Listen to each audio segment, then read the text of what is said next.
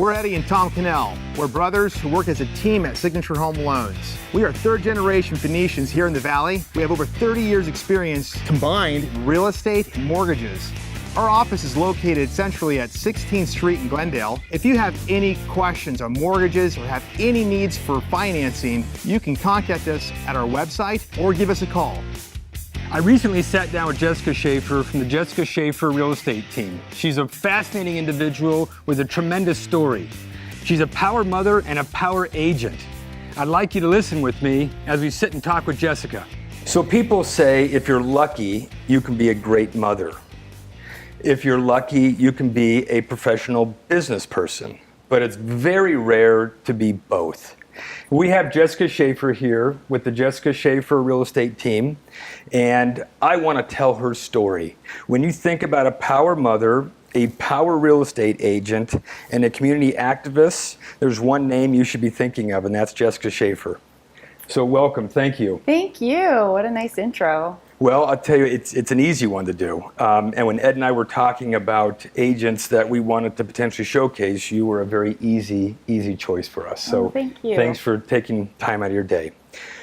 So people have described you as working with a high level of integrity and very ethical. And I can only imagine that some of your background has to do with that. So we'd love to be able to hear about you. Tell us, where are you from, and give us some background. Yeah, well, and thank you for that, because that is one of the things I'm most proud about, and it means a lot to me, is to maintain a level of integrity, transparency, and I'm a small town girl. I'm from Prescott, Arizona, and at that time it was really truly a small town. It's grown, but you know, I grew up with relationships meaning absolutely everything, and I still carry that with me. I think that there's nothing more important than a handshake and your word, and really getting to know people at a deeper level.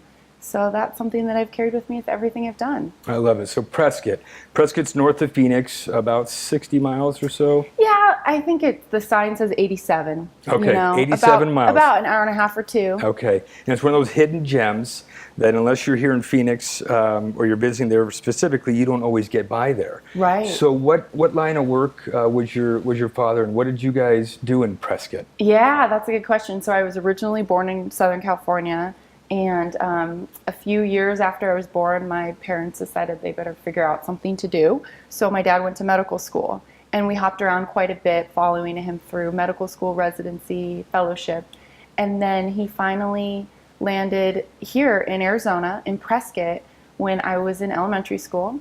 And so even though I wasn't born there, that's really where I spent most of my formative years. Okay. And my mom was a stay-at-home mom, and my dad was an orthopedic surgeon. So we made our way in that little small town. I love it. I love it. Now you say hopped around. So how many times did you hop around? A couple times? So I've moved 15 times in my life, and actually I was just doing the math last night with my husband, and we've been married 10 years, and in our marriage we've moved 9 times. So it just seems to be something that I do. I love it. 24 different homes you've yes. been in. Yeah, and you know, and my husband and I, we moved a lot because he was in the military, and also that's part of how we got into real estate, is by buying investment properties, moving into them, and then kind of fixing them up, not like a fix and flip style, but you know, the little amateur ways we could. Yeah. And then keeping them as rentals, and then moving to the next. Got it. But yeah, so as when I was young with my family, I think we moved a lot because residency is hard, and financially it's not always easy. So my parents struggled, and they weren't sure, you know, we always just had to find the next. So was that difficult for fits. you? New friends, new settings, new playgrounds, that must have been. Absolutely, and I think that also plays into why loyalty and relationships mean so much to me. I learned how to make friends, how to be a people person quickly, how to quickly get to know people, kind of study them, figure out what's important to them, what I can do to build a relationship with them, and also loyalty. I laugh that I'm loyal to a fault. You know, once you're my friend, and most of my clients end up being my friend, they'll be a friend for life. Yeah. I'll never let them go. I'm great at staying in touch with people, And I think I learned that from moving so much. I think that's probably one of the best faults you can have. Right. Is a loyalty fault. So I that's guess so. that's awesome. So school, take us into college. What types of studies did you do for college? Well, I love school. I could spend the rest of my life in school. And in fact, even in my real estate career, I do a lot of continuing education. Out of high school, I went to the Claremont colleges in Southern California and studied cellular and molecular neuroscience. I was pre-med. I was going to be a doctor like my dad. And then around my junior, senior year, I just kind of had this major life shift where I realized, maybe I don't want to be a doctor. Maybe, in that investment, that amount of time away from my family isn't the lifestyle that I wanted. And I realized maybe I was just interested in it because I like taking care of people. I like helping people, and I like education. So Teach for America found me. And I think I said that in one of my interviews. They're like, you're not supposed to be a doctor. You're supposed to be a teacher. Interesting. And they were right. They were right, yeah. So I did Teach for America, and that brought me back to Phoenix. Okay. My minor was in Spanish. So Arizona was a really logical fit for that. So I taught here for a few years. And then I worked as an education policy advocate. And then I got married and started having a family. And so I tried to find something that was a little more flexible. And that's when I started managing our own properties. Okay. So I'm putting a couple of things together here. I'm thinking about your background. I'm thinking about your schooling. You're highly intelligent. You're a go-getter. And I'm thinking about the accolades that have been said about you. I think you're a two-time winning 40 under 40 recipient. That's and you've right. been a top producer in your firm for multiple years. And the community activist, I think if I listed how much you've done, we'd have to sit here for a good 4 or 5 minutes. I mean, literally, there's the whole spectrum, A to Z. So that is very, very impressive. Thank you. So when you put all that together, 40 under 40, the accolades for the top producer, how did you first kind of start thinking about real estate? I know you had some fix and flips, but how do you go from fix and flip to professional real estate agent? So I think one of the things that set me up naturally for a career in real estate was being a teacher, because my background in being able to educate people and empower them with knowledge to make the best decisions for them sort of began to shine as I was doing my own property management. Our friends would ask us, hey, how do you do that? Can you help me pick a house? Can you help me pick an investment property like you have? So what does that look like? And my husband had been saying for years, you really should get your real estate license. Okay. You have an eye for this type of thing. You love looking at houses. I would spend hours just searching the internet for houses for fun. I just love it. You just love it. And I love Arizona. I can't tell you enough how passionate I am about this state. So it just seemed like the natural fit. So I got my real estate license, kind of thinking it would only serve my husband and I, and then maybe a couple close friends and family. But that wasn't really ended up being the case at all. It sort of found me, this career did. So as I was going through real estate school, I was sharing about my journey with our friends. And they started saying, well, hey, I know somebody who's looking for an investment property. My timing was great. It was right when Phoenix was really coming out of the recession strong. There were a tremendous amount of investment property opportunities.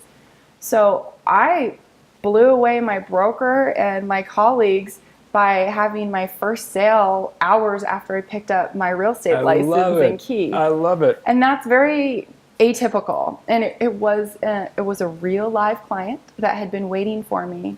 They were so impressed with the work I did for them that they referred me. I started working with the referral that they sent, and a few weeks later, I sold another house. No kidding. Now, you had to be nervous throughout this process. Oh my gosh, my first transaction, I was absolutely terrified. And it's really just a blessing is the realtor on the other end was fantastic. Okay. I didn't come out and say, hey, this is my first deal, I don't know what I'm doing. But he was so patient and kind, and he really, without knowing it, he sort of walked me through. Yeah. And I was fortunate to have a lot of fantastic mentors, people I could call. And I think I shocked people by saying, hey, this is Jessica Schaefer. remember me from the meeting last week? I'm brand new. I have a transaction. I need some help. Everybody was just so blown away That's by awesome. that. They Wait, were did willing I to hear help. that right? Yeah. Right. That's so, neat. yeah, it went really well. So was there a particular moment where it was a deer in headlights and you didn't know what to do? Yes. When I was standing there showing, we looked at probably 3 or 4 homes, and in the I think it was the third or the fourth one, I can't remember now. They said, "Okay, let's put an offer on this." Yeah, Oh, that's right. Now, That's right. okay. They teach you all about the, A's and B's and C's Right. about doing real estate, and then all of a sudden it's the closing. Right. How do you close the transaction? Right. That's really difficult to do. Right, and So like that's- in HGTV, they go out a few times before they buy a house. Right, So yeah. I thought I had a few more trips. Yeah. So yeah, and I just had a calm, cool, collected face. Like, that's fantastic. Let's go ahead and go back to my office, and we'll get you set up. And they knew it was my first transaction, but they had so much confidence and faith in me. They didn't seem worried, and so I didn't worry. Yeah, good. I knew I was confident in my education and my knowledge. I was confident in the company that I worked with and the support I had, that I just did it. So there were things, I'm sure, that intimidated you. It was the deer in headlights that made you afraid. What was the most difficult thing, though? Because sometimes being intimidated and being fearful are different than difficult. Meaning, the price of the house, Right. Or if there were encroachments or there were easements that you had to kind of work through. What was the Sure. most difficult thing about the transaction that you weren't afraid about, but you wanted to get right?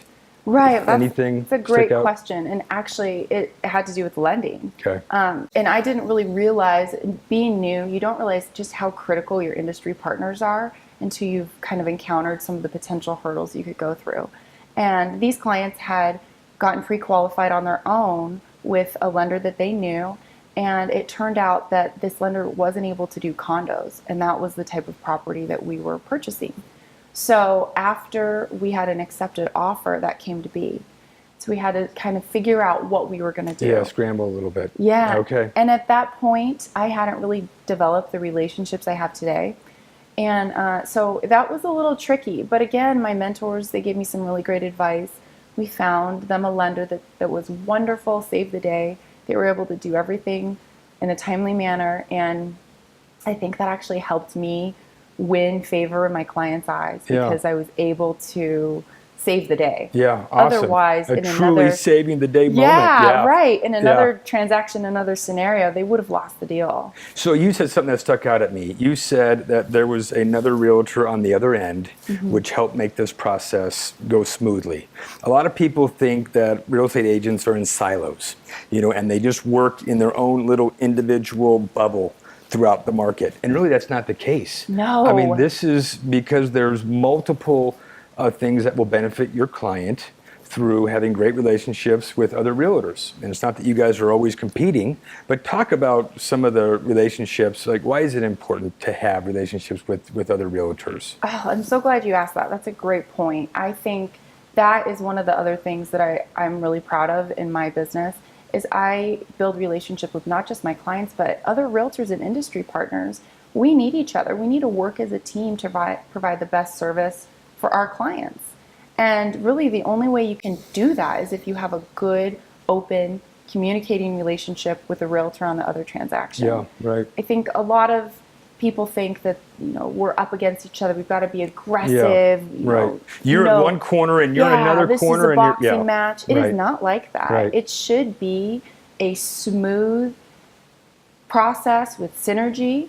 I have my clients' needs at the forefront of my mind, and they have theirs. Right. But that doesn't mean we're against each other. We need to come to common ground. That's right. You each have your own corner fiduciaries, but in terms of having exchange of information, a win-win for the transaction, that would seem to be really important. Right. Yeah. And then another way that it's helpful to me and my clients is we're able to sometimes work out deals before they hit MLS, before they go live. Because if I have a new listing, I market it to a large network of realtor friends that I know. Every week I attend several realtor-only meetings where we network and we tout listings, and we call them pocket listings. That just means something that's not officially live on the market. Okay. And in that way, we can match a buyer and a seller a lot of times without the hassle of showing your home, having it sit on the market. And what did you call that type of listing? It's called a pocket listing. A pocket listing, okay.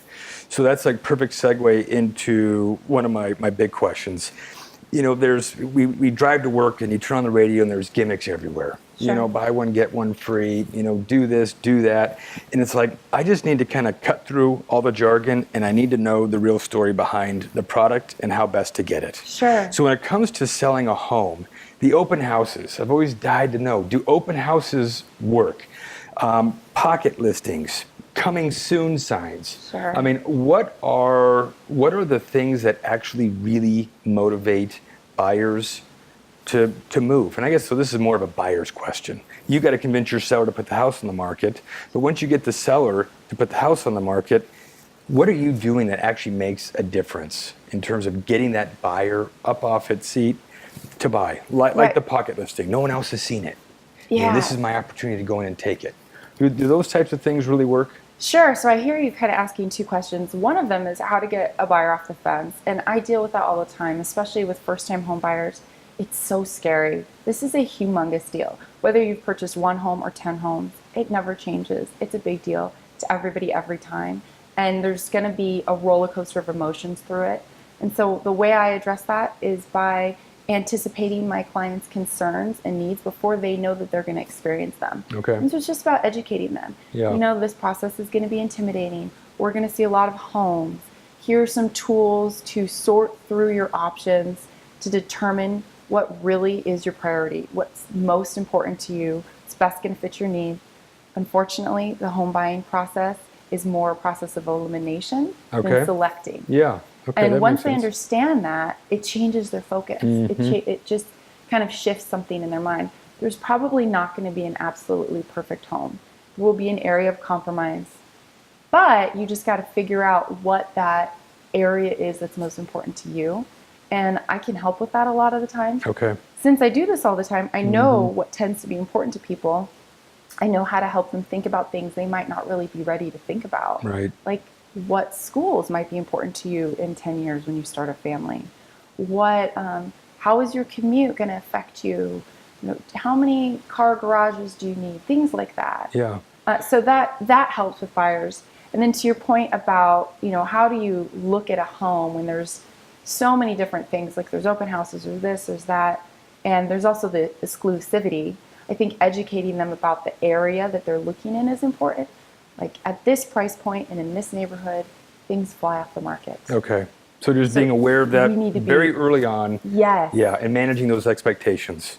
Exactly. So when I have my interview, I meet with my buyers, I tell them, okay, at this price point, we're going to need to be pretty aggressive. Okay. Here's some of the strategies that I use in a competitive market where there might be multiple offers. Okay. There's things like escalation clauses that you can put into an offer where you are willing to pay a certain amount of money over any other top offer. Okay. Little tricks like that. Yeah, little tricks like that. Someone described you as being a very savvy negotiator. Yeah. And I love that, savvy negotiation. Thank you. So an example of maybe and you can take this from a past client, what was a point in time where the negotiation, you know, really helped you, or you really capitalized on an ability to negotiate well? Sure. Do you have a memory of? Well, yeah. I mean, I feel like that's daily. I think, again, with the whole boxing arena analogy, I think the misconception is that you have to be really aggressive and firm and fierce.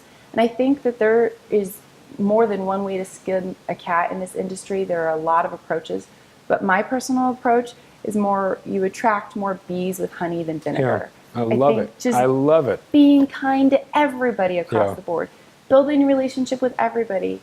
And when I meet people, I listen carefully. Okay. Yeah. And that includes my clients and the other realtors I'm working with. I listen for cues that they might say that gives me an angle in. And I use it to my client's advantage. My grandfather used to say, you know, we have 2 ears and 1 mouth. Use the ears more than the mouth. Right. And people don't do that. You think you're listening and they're not. So that's very reassuring. Absolutely. That's when great. my buyers are getting ready to put an offer in, I call an agent and I listen. And they usually reveal their cards to me. And then we use that strategically to make our offer at an aggressive price point. Being aggressive and being in your approach to making an offer and negotiating doesn't mean being abrasive in your professionalism Sure. and your actual communication with the other side. Sure. And that's a key difference that I'm proud to master. You don't have to be mean to be firm and aggressive Yeah. in your I negotiations. love it. Simple confidence. Right. And that does, when you have someone on the other line that gives this sense of simple confidence, it causes you to listen Right? Yeah. and to heed the advice. You know, you can do that if you want, but I'm just telling you that it probably won't have the reaction that you think it's going to have. And then that Absolutely. tells the other agent, yeah. Absolutely. We talk about focus, realtor's service, which geographic area that you like to pinpoint. Talk about what your area of expertise is and how you can best benefit your clients. So I think that's a good question. There are so many different ways to be successful in this industry. And one of the things that I'm really proud to be able to do is service both buyers and sellers in the central Phoenix area. I work anywhere from New River down to South Mountain and along all around the 101. That sounds like a large geographical area, but the benefit to Phoenix is we are this large city with a small town mentality where we really get to know each other. That's absolutely true. And I love it here for that very reason. I work with both buyers and sellers. One of the things that I'm proud of with my sellers is our strategic marketing. I have a personalized approach to every unique home. I look at the home in the area that it's in and determine based on that area, that location, who my potential buyers are going to be. And then based on that knowledge, I strategically market and advertise and expose the home to them. Okay. I do that through Facebook campaigns, through mailers, through, I have a listing right now that we know it's in an area close to Honeywell and some of the Intel companies. And so we approached the HR directors and said, hey, I'd like to make you aware of this listing. It's at the perfect price point for entry level. That's creative. Yeah, and that's just outside of the box. That's awesome. If I have a property with a guest house, we find multi-generational home or families that might be looking to buy a home and market to them. And the same with buyers. I think one of the things that I'm really proud of working with my buyers is that they work with me directly. Okay. I don't have a buyer specialist. When you join the Jessica Schaefer real estate team, you'll get me. You're getting Jessica. My attention. Yeah. Okay. And I do have support staff that helps me, but that doesn't mean that you're never going to see me again. And I think that's really important. That's important. The personal connection. Yeah. So we talk about how to qualify buyers and how to talk to sellers. Personally, though I'm not an agent, I would think one of the most difficult things would be to walk into someone's home and know there are flaws in it. But how do you communicate that to your buyers or to your sellers without insulting them? Is that difficult? Maybe I'm blowing that way out of proportion, but I would think it'd be tough because this is their pride and joy. Absolutely. He's taken care of it for 20 years, and she's done this and put this little, shade on the window and this and that. So is it difficult or? It is difficult, but I think it's so critical. I learned that right away, early on. Honesty up front, clear expectations of what's necessary to sell their home at top dollar. It only helps them. Yeah. And you can deliver difficult news kindly and respectfully. Yeah. Like, gosh, I can tell how much pride and love you've poured into this home. Our step now is to make sure that it appeals to a large audience. Some of the things that people typically look for is a clean, neutral palette. And we go from there, guiding them to work with what a very they have. motherly approach. Well, yeah, it kind of is. To right. take care of your clients. That's great. Yeah, there's no reason to offend anybody. And truly, I find the beauty in almost every home I walk into. There have been a couple where I've had been a little surprised at their taste. Yeah. But by and large, you can just see people's character and joy and pride in their homes. Yeah. And it's a beautiful thing. I love it. The seller has finally figured out it's time. I'm ready to sell my house. What do I do next? Can you please tell us what is the next step? Absolutely. So the first thing that I would recommend doing is contact a realtor and have them come partner with you in your home to get it ready. A lot of people try and do all of the improvements or different things that they think are necessary by themselves in advance. But what I can do for you is help you strategically make improvements to your home with an idea in mind of how much return on your investment you'll have. And then we can also have a conversation about how your unique home is going to be strategically marketed and timeline on the market, what to expect, when you should start looking for your second home or to make your move. And we can go from there working together. Awesome. Okay, and on the flip side, you have Jane and John. They're ready to buy a house. They're nervous, they're sweating. What is their next step? So you've decided that now is the time to buy a home. That's fantastic. The first step is to partner with a wonderful lender who can help you determine your budget.